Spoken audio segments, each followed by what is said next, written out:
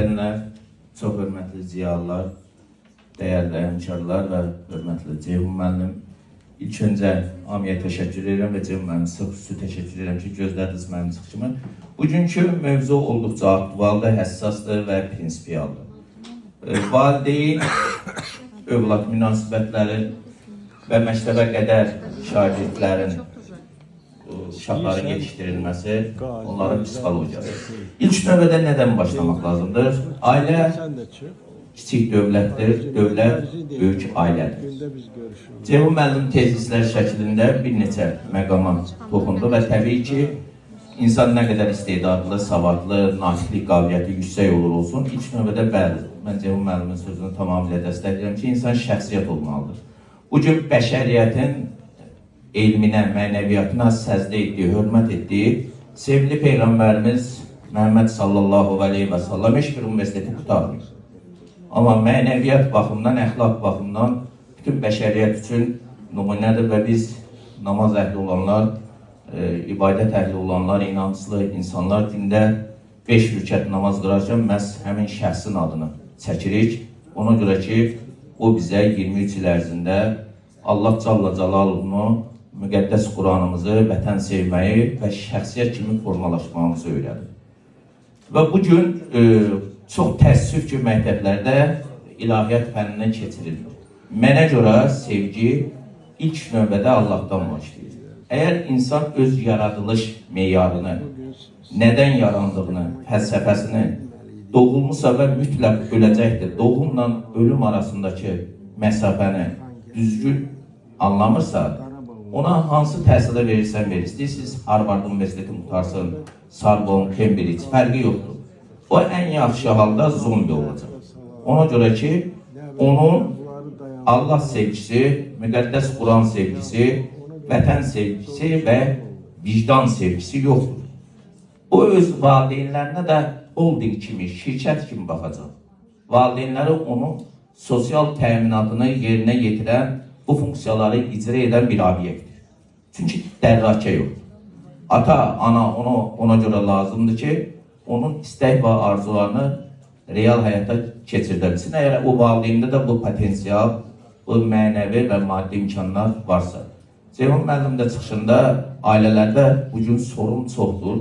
Çox təəssüf ki, məsələn, 2024-cü ilin statistikasına bir hüquqşünas kimi nəzər salsaq, mən ixtisasla hüquqşünasam, beynəlxalq terrorizm, transmilli cinayətkarlıqla məşğul olan ixtisasım budur. Nəzər salsaq, boşanma 24.500, ailə qurulub 18.200. Boşanma 6.000 və biraz da ondan üst daha çoxdur. Bugün Azərbaycan ailələrinin ən uzun müddətli ömrü 24 ay çəkir. Bu uzun müddətli ailə sayılır. Və uşaq anadan olur, fərqi yoxdur, atanın səhvindən və yaxud ananın səhvindən. Uşaq da teleqramla vurmayıb ki, mənə dünyaya gətirin və təbii ki, bəziləri heyvani, şəhvani istərdən dünyaya gəlir, bəzi ailələr sevgi üzərində qurulur. Çox təəssüf ki, bugün bizim yeni qurulan ailələrimizdə sevgi sıfıra yaxın səviyyədədir.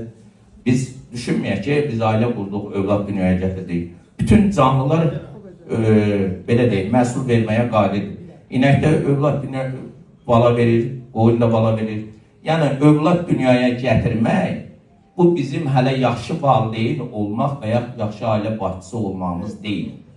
Və yaxud da o uşağın dünyaya gəlməsi bizə sevinç verir. Amma nəticə etibarilə biz onunla düzgün psixoloji, mənəvi rəftar eləməyəndə o övlad bala yox, bəla olur. Çalarında olur, keçir Azərbaycan xalqının boğazına.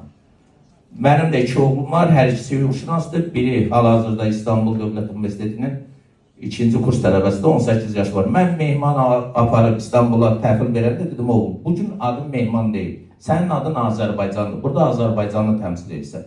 Çalış bu dövləti, bu 3 rəngli bayrağı elə ləyaqətlə təmsil elə ki, Azərbaycan vətəndaşı haqqında, Azərbaycan torpağı haqqında, Azərbaycan dövləti haqqında sənin simanda yaxşı düşünsünlər. Və bunu tərqin və təbliğ eləmək lazımdır.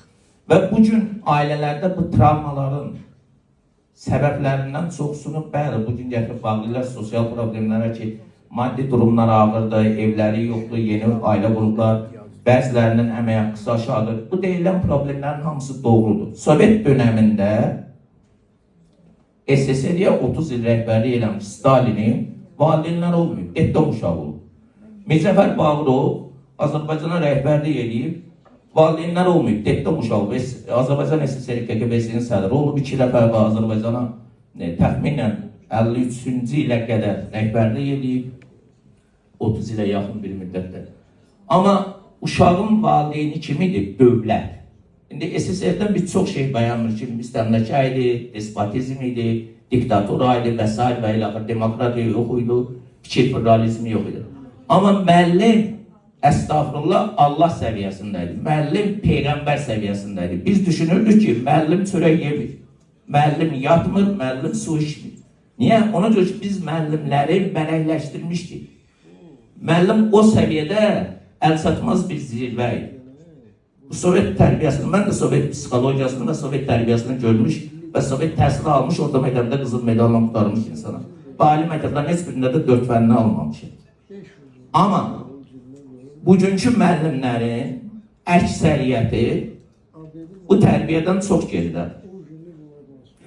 Bugün elə müəllimlərimiz var ki, mən qətiyyən müəllimləri aşılamaq istəmirəm, çünki mənim 2 bacım da müəllimədir, hal-hazırda biri universitetdə dəstək, biri orta məktəbdə elmlər namizədidir. Amma bugün müəllimin eləsi var ki, o sinifə girib, o şagirdə, o tələbiyə dərs vermək iqtidarında deyil. Onun həm mənəvi problemlərində, həm təhsil problemlərində, həm psixoloji problemlərində, psixoloji düşüncəsində problem var. Amma biz bundan qurtulmağın yolunu ilk növbədə, bax, telefonlarınıza bir mesaj adan kimi dərhal açıb baxsınız kimdir. Allah Cəllə Cəlaluhu sizə 114 mesaj göndərir. Bizim şəxsiyyət vəsiqəmiz olmayanda kimliyimizi müəyyənləşdirmək olur. O şəxsiyyət vəsiqəsini Azərbaycan Respublikasının Daxili İşlər Nazirinin kim olmasından asılı olmayaraq Azərbaycan Respublikasının Daxili İşlər Naziri verir. Allahın zatı və kökü müqəddəs Qurandadır. Siz zəhmət olmasa o Quranı açın, oxuyun və bir baxın görün. Müqəddəs Quran, Allah Cəllə Cəlaluhu bizə nəyi verib və nəyi etmək olmaz kimi qadağalar var. 70 il Sovet İmperiyasına, SSR DTX-sına rəhbərlik etmiş. Sovetlər İttifaqı Nazirlər Soveti sədrinin mavini olmuş. SSR-nin generalı olmuş Heydər Əliyev hakimiyyətə gələndə 93-cü ildə. Birinci ziyarəti Məkkə-i Mədinəni ziyarət etmək oldu. Və hətta çıxışlarında deyir ki, mən Sovet dönəmində də Mir Möhsin Ağanın qəbrini gedib ziyarət edirdim. Həzrət Əlinin də bir adı Heydər. Yəni, içində, baxmayaraq ki, Sovet tərbiyəsi, Sovet psixologiyası, DTX-nın özünün bir qorxusu vardı, Sovet KGB-sinin bir qorxusu, vahiməsi vardı insanlarda. Amma Heydər Əliyevdə Allah sevgisi var idi. Və Heydər Əliyevi SSR despotizminin, SSR imperiyasının əlindən alıb, gətirib, Azərbaycana yox, Naxçıvandan yenidən hakimiyyətə gəlməsi səbəbdə məhz Allah Cəllə Cəlaluhudur. Niyə Heydər Əliyevdən misal çəkdim? Ona görə ki, hər anlamda Həzrəti Yusifi quyudan çıxardan, 12 il zindandan çıxardıb, gətirib Misirin əziz edən böyük bir qüvvə var. Və bugün heç kəs düşünməsin ki, mənim valideynim travma verdi və ya Allah eləməsin, bir qəza o qədər oldu, rəhmətə getdi və ya tutuldu və ya boşandı. Mən travmalı. Allahın ipindən möhkəm yapışsa, orta məktəbdə ilahiyyat fənnini biz uşaqlarımıza düzgün təlqin və təbliğ eləsək, mənəviyyat məsələlərini gücləndirsək, mən inanım ki, bizdə cinayətkarlığın sayı da aşağı düşəcək, tərbiyədə ən yüksək səviyyədə olacaq. Dünən Sumqayıtda tərbiyədə sünni intellektdən düşüncəli şəkildə mən yayındım, məsələləri tərbiyəyə yönləndirdim deyən bugün millət vəkili, yəni sünni intellektə üstünlük vermədim. O da ona dəlalət edir ki, bugünün Azərbaycan parlamentində oturan millət vəkili məsələnin mənəviyyatın üstündə qurulmasının tərəfdarıdır. Əxlaqın üstündə qurulmasının tərəfdarıdır. Və bugün millətə ancaq və ancaq buna aşılamaq lazımdır. Bir millətin zəngin mənəviyyatı, zəngin əxlaqı yoxdursa, bir ailə kiçik dövlət, bir dövlət ailə deyilsə və dövlət övlada yer çıxmalıdır, dövlət övladın babası olmalıdır. Hər formada hər bir vətəndaşın arxasında durmalıdır. Və onda biz monolit olacağıq, onda biz səsimizi həm elmdə, həm mənəviyyatda, həm əxlaqda, həm birlik və bərabərliyimizdə omuz-omuza bütün dünya xalqlarına, bütün dünya dövlətlərinə göstərə biləcəyik. Diqqətinizə görə təşəkkür edirəm.